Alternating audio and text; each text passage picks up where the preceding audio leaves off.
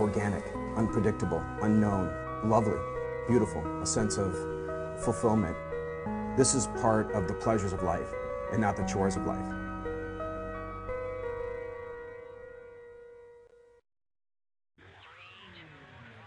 Coming up on Daily Iowan TV, recession recovery. See what locals had to say about President Obama's State of the Union address. And liver repair, find out about the University of Iowa's pairing with Mercy Hospitals for a new liver center. And in sports, we'll get you set for a Valentine's Day double date with Penn State. That's all coming your way next. Daily Iowan TV starts now. I'm Tom Brokaw. For more than 100 years now, the University of Iowa community has been waking up to the Daily Iowan. Today, it's the largest newsroom in eastern Iowa. And now you can see the news every night on Daily Iowan TV and get it anytime worldwide at dailyiowan.com.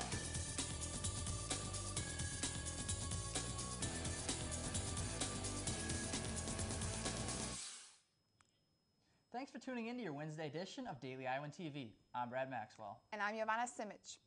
President Obama addressed the nation in his State of the Union speech Tuesday night. The president spoke on many issues, including the economy, foreign policy, and social issues. The University of Iowa Democrats came together at the Blank Honor Center for a watch party. I think it's important for everyone who wants to be informed, everyone who cares about, voting and just being part of the democratic process to watch. Republicans and Democrats alike tuned into the speech, and if they weren't going to a watch party, they turned to social media. Microsoft's Bing tracked reactions over the course of the speech, showing if the public responded positively or negatively to the president's stance on issues. Bing recorded 12.9 million votes to gather their results.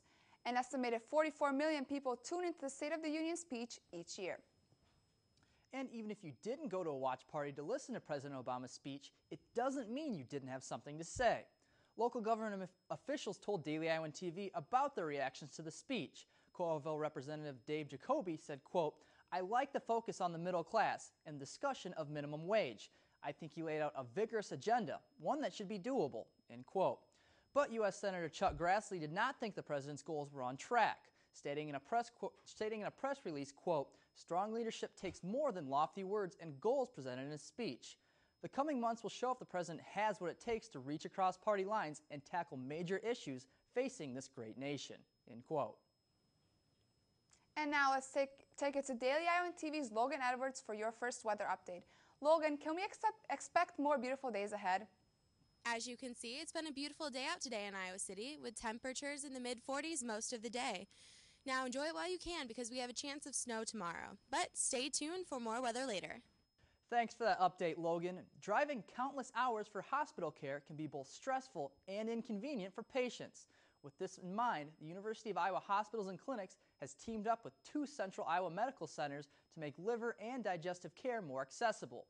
Our own Stefan Duran tells us more about the convenience of this new Iowa Liver Center.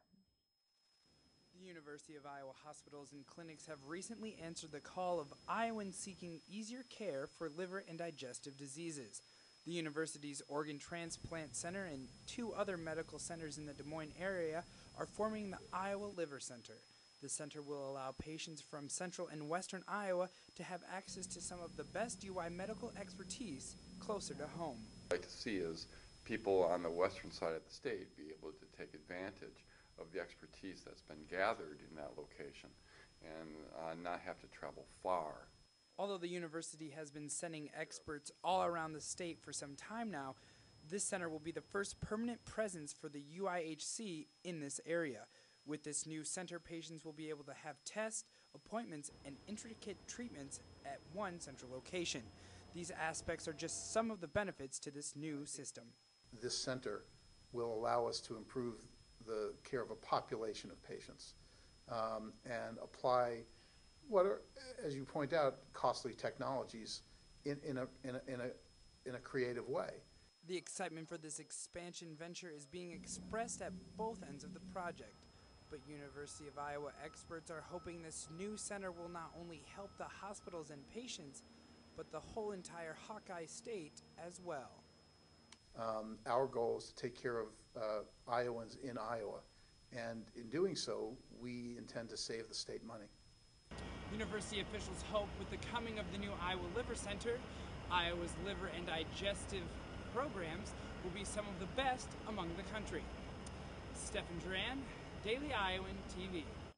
Officials with the Iowa Liver Center have picked space for this new operation and plans to open fully to the public in a couple weeks. And still to come on Daily Iowan TV, find out how a summer food program is trying to reach more people. And in sports, 3 Hawkeyes are expected to have big seasons on the diamond. We take a preseason look at Hawkeye baseball. But first, let's check back to Logan Edwards for a look at the rest of your weather forecast. Logan? Thanks, guys. Well, now that I'm back inside, let's take a look at the weather for the rest of the week. Tonight, the temperatures will remain pretty consistent with the mid-40s of earlier today, but tomorrow we are going to be back in the 30s with a high of 37 degrees and a low of 22. We also have a slight chance of snow for your Valentine's Day. Friday and Saturday will be in the mid-20s and partly cloudy. Hopefully, we'll see a little bit of sun. We'll end the week with some nice weather as we jump to a high of 41 degrees and a low of 30 degrees. Monday will stay right around there with a high of 38 degrees and a low of 15. And Tuesday, we're back in the mid-20s. That's all I have for you guys at weather. Now back to you at the desk. Thanks, Logan. 22-year-old Justin Marshall was found guilty last week of first-degree murder, but the case is not yet closed. 25-year-old Courtney White was also charged with first-degree murder in the killing of Iowa City landlord John Versyp. White faces conviction due to joint criminal conduct, which means 2 or more people knowingly committed a crime. Since Marshall was convicted, a jury can easily pursue the conviction of White. If the prosecution can prove White was aware Marshall was carrying a gun, a conviction can be that much easier for the prosecution to achieve. White's trial is set to begin on May 1st. Read more about the charges against White in Thursday's edition of the Daily Iowan. The University of Iowa student government is pushing for more students to take advantage of the free weekend transportation to Coral Ridge Mall. UISG officials said they think the changes in advertising will attract more students. Last year, about 2,000 rides were used. Now it's possible that they're the same students, but we know about 2,000 rides were used through the entire year. And we're expecting just from our marketing push alone that that's going to increase this year. UISG has increased its marketing efforts this semester, using social media sites like Twitter and Facebook and spreading the word through mass email. They are also specifically reaching out to students through the dorms because many dorm residents do not have cars. UISG collaborated with the Coralville Transit System a few years ago to provide alternative weekend options for students. The bus system now provides a free avenue to Coral Ridge Mall on Thursdays and Friday evenings. The buses run from 6:10 p.m. until 11:42 p.m. on those nights and pick up from the corner of Clinton and Washington Street. Students must present their University of Iowa student ID to ride the bus for free. Students commonly want to either go to the mall or catch a movie and stuff, and those are available at the Coral Ridge bus, or through the Coral Ridge bus route, to get to Coral Ridge Mall. For a look at the bus schedule, visit the University of Iowa Student Government's website. The summer food service program provides nutritious meals and snacks to children in low-income areas during the summer months. According to the Iowa Department of Education, Iowa had 110 sponsors that provided for 270 meal sites this past summer. There are 195,000 children that qualify for the low-cost or free lunch programs.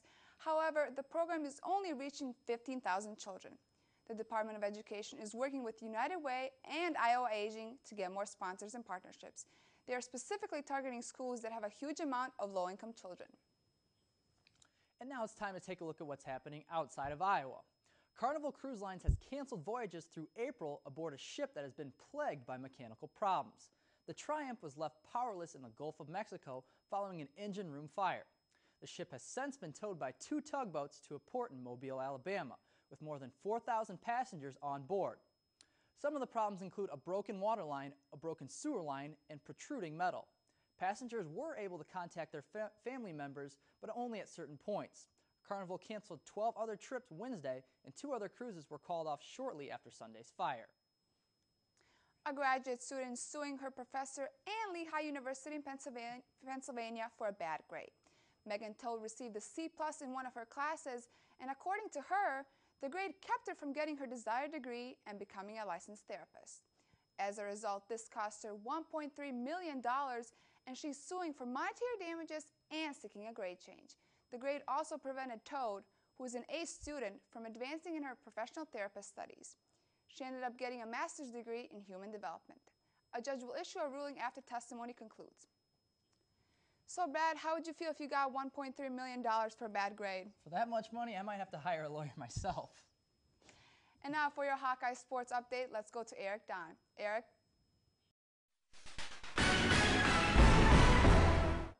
Hello and welcome back to the Daily Iowan TV Sports Studio. A lot going on in Hawkeye sports right now, and we'll have all the coverage you need. The men's and women's basketball teams prepare for their Thursday night doubleheader against Penn State. The football program gets some good news, and a couple of Hawkeyes are poised for big seasons on the diamond. That's all coming your way, but first let's start with Fran McCaffrey's bunch. The Hawkeyes sit at 4-7 in Big Ten play, and with only 7 games left in the season, his team needs every win it can. Iowa travels to Penn State to take on a winless Nittany Lion team that is currently riding an 11-game losing streak. Daily Iowan TV's Kate Constable previews tomorrow night's game. Kate? Order has been restored for Devin Marble and the Iowa men's basketball team. After shooting just 8 of 44 from the field in his past 5 games, Marble finally had a breakout performance, 21 points, in the Hawks' win against Northwestern this past Saturday. Now looking ahead to their upcoming contest against Penn State, we might have another top-notch performer on our hands. Last time the Hawks took on the Nittany Lions, Aaron White hit a career-high 27 points and led his team to a 76-67 win in Iowa City. The Hawks will travel to State College this Thursday as they take on Penn State again, and they look for their first Big Ten Series sweep. Thanks, Kate. Well, things won't be quite as simple for Lisa Bluter's team, who hosts the 8th-ranked Lady Lions. The Lady Hawks have struggled recently, losing their last 4 league games. And can the Hawks stay undefeated against ranked opponents this season? Daily Iowan TV's Allie Raisley gets you ready for the game tomorrow night. Allie? The Hawkeyes fall to Nebraska on Monday night 76-75. That totals their losing streak to 4. The Hawkeyes host Penn State on Thursday night. Penn State is coming in with a 3-game winning streak. They're averaging 72 points to the Hawkeyes' 62 points. The Hawkeyes will have to bring their defensive A-game if they want to defeat the Lady Lions. Thanks, Allie. Well, and as pitchers and catchers begin to report to spring training, Hawkeye baseball is just right around the corner. 3 Hawkeye players have found themselves on the Big Ten's Players to Watch list this coming season. Senior Dan Shepard and sophomore Sasha Kubel and Jake Yachinich topped the list for the Hawkeyes. Shepard hit .234 last year and has struggled with injuries the previous 2 seasons, but is healed up and ready to lead the Hawks from behind the plate this year. Kubel enters the season as the team's #1 starter after he led all Big Ten freshmen in ERA last season. Kubel earned Louisville Slugger Freshman All-American honors as he went 6-0 with a .267 ERA. Yachinich played in more games than any other Iowa freshman last season, and the shortstop from Des Moines tallied up 47 hits with a .292 average. Iowa opens its season this weekend with a 3-game series at Austin, PA. A rough football season which ended with a 6-game losing streak got a bit of good news today. The University of Iowa football program ranked 21st in the nation in attendance. An average of 70,747 fans packed Kinnick Stadium in 2012, as Iowa was one of the 7 Big Ten schools to be ranked in the top 25. The Big Ten finished second to only, you guessed it, the SEC in average attendance. Even though the play in the field wasn't that great, it was still good to see the fans pack Kinnick Stadium. Well, that's all we have for sports tonight. Brad, Giovanna, back to you. Thanks, Eric. And only with Daily Iowan TV can you get a sneak peek at Thursday's pages of the Daily Iowan. Read about new technology coming to the Iowa City School District. And find out how the Iowa Farm Bureau is assisting Iowa farmers. That's your latest edition of Daily Iowan TV. Be sure to check us out at the same time tomorrow or anytime online at dailyiowan.com. Thanks for watching and have a great night.